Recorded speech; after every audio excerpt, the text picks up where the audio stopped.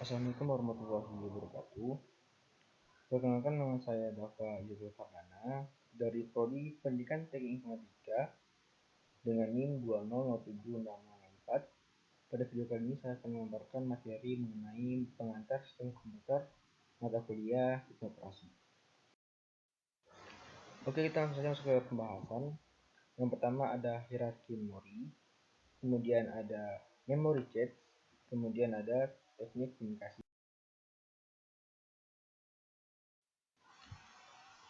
Kita masuk yang pertama, yaitu hierarki. Hierarki memori harus menyamai prosesor. Memori harus mampu menyamai prosesor. Apabila prosesor sedang mengeksekusi instruksi, kita tidak menginginkan prosesor harus berhenti menunggu instruksi atau operan. Pertanyaan terakhir juga perlu dipertimbangkan. Untuk sebuah sistem harga memori harus memadai dalam hubungan dengan komponen lainnya. Seperti yang telah diperkirakan, terdapat trade-off di antara ketiga karakteristik memori yang penting itu: harga, kapasitas, dan waktu akses. Setiap waktu, berbagai teknologi digunakan untuk mengimplementasikan sistem-sistem memori. Dalam sebuah spektrum teknologi, terdapat hubungan berikut ini. Yang pertama, semakin kecil waktu akses, semakin mahal harga per bit. Yang kedua, semakin besar kapasitas, semakin murah harga per bit. Dan yang ketiga, semakin besar kapasitas, semakin besar waktu. Kemudian kita masuk ke hierarki yang mempunyai ditunjuk. Hierarki yang umum ditunjukkan pada gambar dengan semakin bawahnya hierarki akan terjadi hal-hal berikut. Hierarki memori.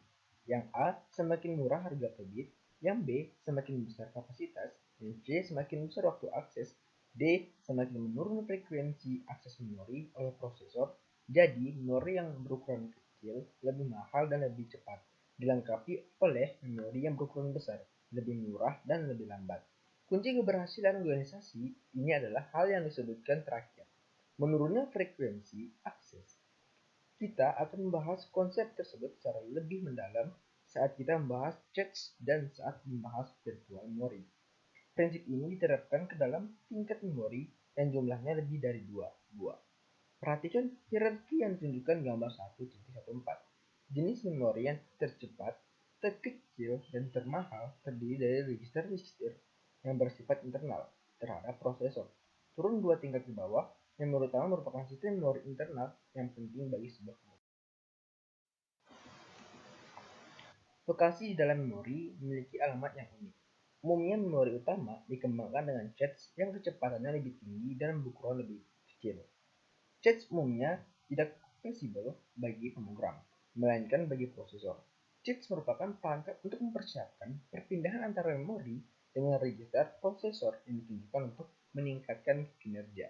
Data disimpan secara lebih permanen pada perangkat penyimpanan berukuran lebih besar, umumnya digunakan oleh hard disk dan media yang dapat dipindah-pindahkan, seperti removable disk, pita magnetik, dan memori optimis. Eksternal dan non-volatile memori juga dihubungkan sebagai memori kedua atau memori tambahan. Perangkat penyimpanan tersebut digunakan untuk menampung program dan file data yang umumnya bersifat fleksibel, dengan pemrograman hanya dalam bentuk file dan record. Teknik seperti itu kadang-kadang disebut sebagai disk chats. Akan meningkatkan kinerja dengan dua cara sebagai berikut. Yang pertama, penulisan disk dikelompokkan sebagai pengganti pemindahan data yang kecil yang berjumlah banyak. Kita mempunyai transfer data yang berukuran besar yang jumlahnya lebih sedikit. Pengelompokan ini akan meningkatkan kinerja yang mengurangi keterlibatan prosesor. Yang kedua, sebelum melakukan penyimpanan berikut ke disk, sebagian data yang akan dituliskan keluar disk dapat direferensikan oleh suatu program. Dalam hal ini, data dicari dengan cepat dari software chat dan bukannya dilakukan dari disk yang lama.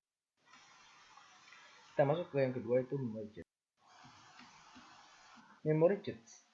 Walaupun tidak fleksibel bagi sistem operasi, chats merupakan berinteraksi dengan hardware manajemen memori lainnya.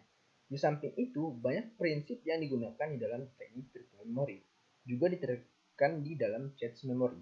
Yang pertama, motivasi.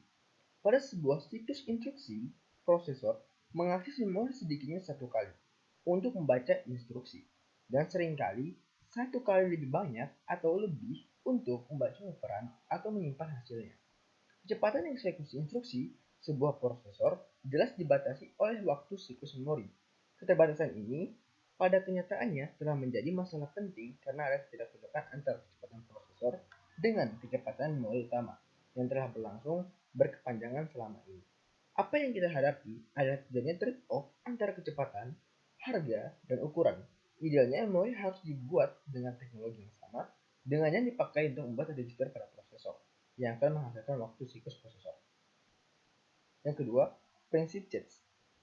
CHADS memori ditunjukkan untuk memberikan kecepatan memori yang mendekati kecepatan memori tercepat dan sekaligus memberikan memori semikonduktor yang berukuran besar, harga yang murah. Kita masuk ke prinsip CHADS. Yang pertama, struktur CHADS atau memori utama menjelaskan struktur sebuah sistem CHADS atau main memori. Memori utama berisi sampai 2 N words yang dapat dialamati, dengan masing-masing word memiliki sebuah alamat N bit yang unik untuk keperluan pemetaan. Memori ini dianggap terdiri dari sejumlah blok yang panjangnya tetap, yang setiap bloknya masing-masing terdiri dari keyword. Yang kedua, operasi pembacaan CHADS. Rancangan CHADS menjelaskan operasi pembacaan. Prosesor menghasilkan alamat RA sebuah word yang akan dibaca. Apabila berada dalam CHADS, word tersebut dikirimkan ke prosesor. Apabila tidak ada dalam CHADS, blok yang berisi word itu akan dimasukkan ke dalam CHADS dan kemudian word dikirimkan ke prosesor. Ada beberapa masalah yang dibagi menjadi beberapa kategori. Masalah-masalah tersebut dapat dibagi menjadi beberapa kategori di bawah ini. Yang pertama, ukuran CHADS. Yang kedua, ukuran blok.